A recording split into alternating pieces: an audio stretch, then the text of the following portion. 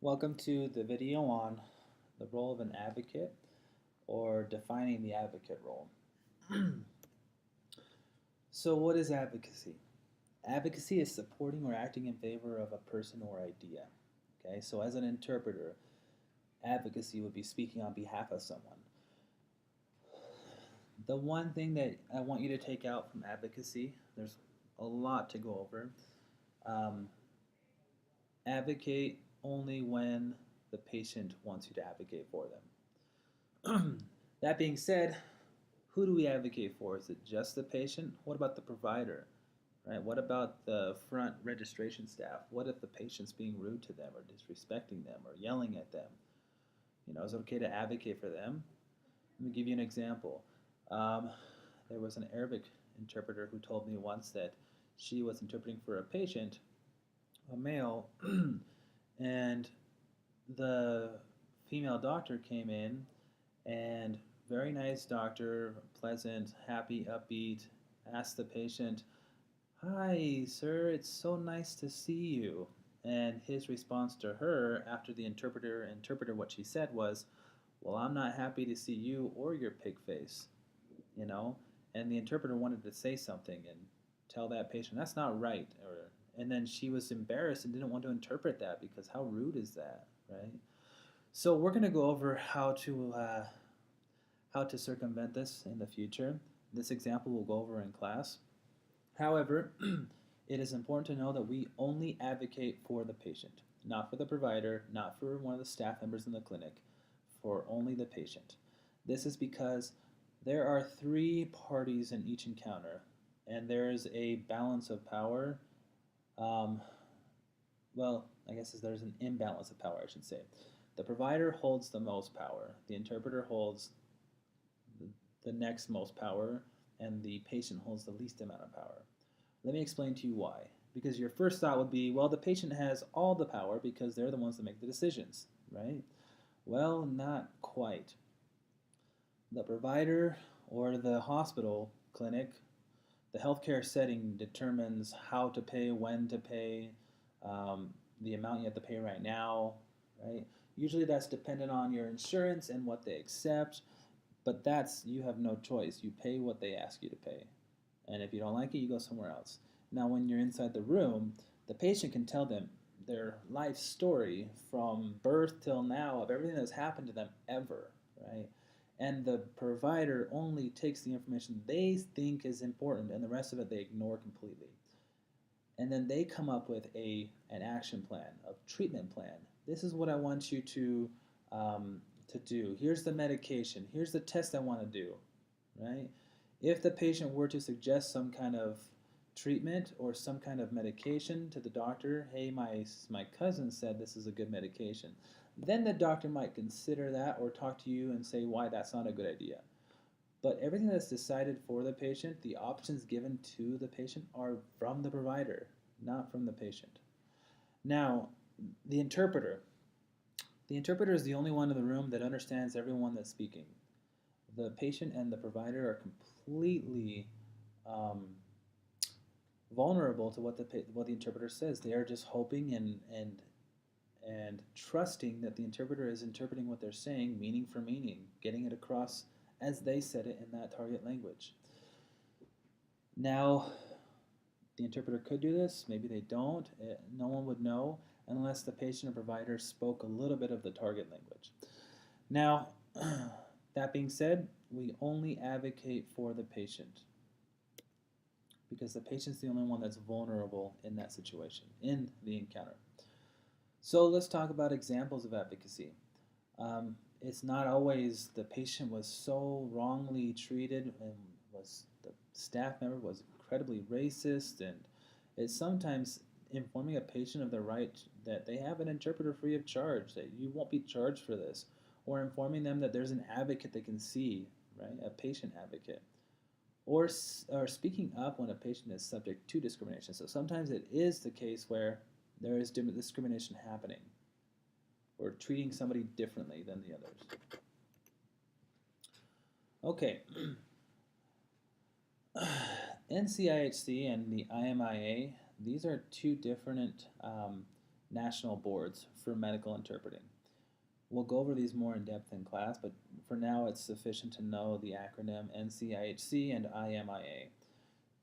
So each of these nationally accredited entities, the ones that make you an interpreter, a nationally certified interpreter, you can go through either one of these um, national boards, and then they can give you a national certification test, and then you become nationally certified, as opposed to just state and certified, which is what the Bridging the Gap helps you to accomplish. Now, NCIHC, their stance on advocacy suggests that an interpreter may act as an advocate if they speak out to protect an individual from harm or to correct mistreatment or abuse. IMIA is a little more broad, suggests in situations when the interpreter feels strongly that either party's behavior is affecting access to or quality of services or comprising either party's dignity. However, we are here to say, for as far as the stance of Bridging the Gap, we interpret for patients and only patients. Okay, some interpreters and even healthcare providers feel that an interpreter should not advocate, right? There's no reason for them to advocate because they're interpreters, they're not advocates. There are already patient advocates. However, there are also there are groups that say, they should advocate. That's one of the roles that they need to take on if need be, because they're the ones that are listening to what's being said. Well, the arguments for are usually because the interpreter is basing their opinion on some kind of humanitarian behavior, the right thing to do, right? Those that are against it, their arguments are that advocacy is based when you are an advocate, you are not professional, you are not impartial, right? There's no impartiality. Let's go over these a little bit more in detail. Those that argue for advocacy say that it's the right thing to do.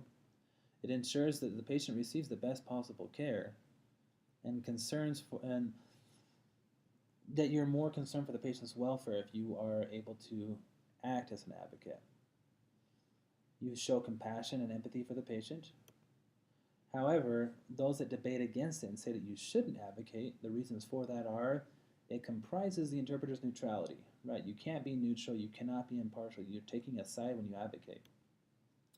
That you demand better care than a fluent English speaker would receive. So because you're the interpreter and you know the rules of the hospital, you can get better treatment for that patient than another patient who speaks English that doesn't have a language barrier. That it patronizes the patient, right? They can speak up for themselves. It can create dependency on certain interpreters, such that I need to have this interpreter at every one of my appointments because this interpreter is looking out for me. He's got my back.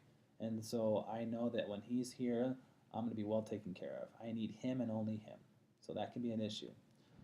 And some say there are already people in the healthcare system who are supposed to act as advocates. You don't need to be an advocate. So it's challenging when to not advocate. There are guidelines in the healthcare institution where you will be working, policies of healthcare facilities and relationships with employees. However, advocacy, when done right, comes off as a conversation, comes off as, I'm just concerned. And so in class, we'll go over many examples and role play on how to advocate effectively. So depending on your position in the hospital or clinic, you may have more leeway to advocate. If you're a bilingual staff or a staff interpreter, then if you advocate for the patient, you're not going to get fired because you're just going to be able to say, listen, I was just looking out for the patient. And if it's done right, it just seems like you're a good employee who's trying to do what's best for the patients, any patient. Right? If you're a freelance contractor or an agency interpreter, these are both you requested to the facility for that one appointment. And so if you advocate incorrectly, then they can easily say, agency, don't send this interpreter to our facility anymore. They are combative, they are abrasive, they are not polite or kind or whatever slew of things they may say. However, if you do it the right way, if you advocate correctly for the patient, then it'll come off as a conversation and that you're a caring individual and that you're a great interpreter because you're making sure that the patient's well taken care of as well. There are instances when it's not appropriate to advocate.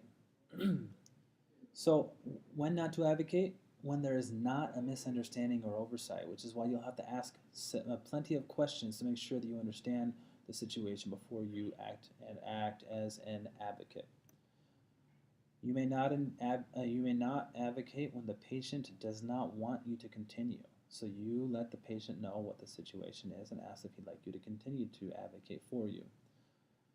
When patients' needs or services are not provided for anyone in the clinic. So if Juana, Fulana, if some lady or whomever wants to be seen on Wednesday because that's when she has her day off from work, but the doctor's only there on Monday, Tuesday, Thursday, Friday, then there's no reason to advocate. It's not that because she has a language barrier she can't come in that day. It's because the doctor's not here that day. When the request is of primary benefit to interpreter and not to the patient. So, no, she cannot come on Thursday for a follow-up because I'm not available that day. She'll have to come on Monday or Wednesday when I'm available to interpret for her. So that's not a reason to advocate. It has to be a benefit for the patient, not for the interpreter. So when advocacy would wrongly break confidentiality, we're going to talk about this in class about confidentiality and when you can and cannot break confidentiality. Basically, the only time you can break confidentiality is when the patient or someone else is at risk of harm or danger. This is the end of defining the advocate role. If you have questions, please write them down and we'll answer them in class. Good luck on the worksheet.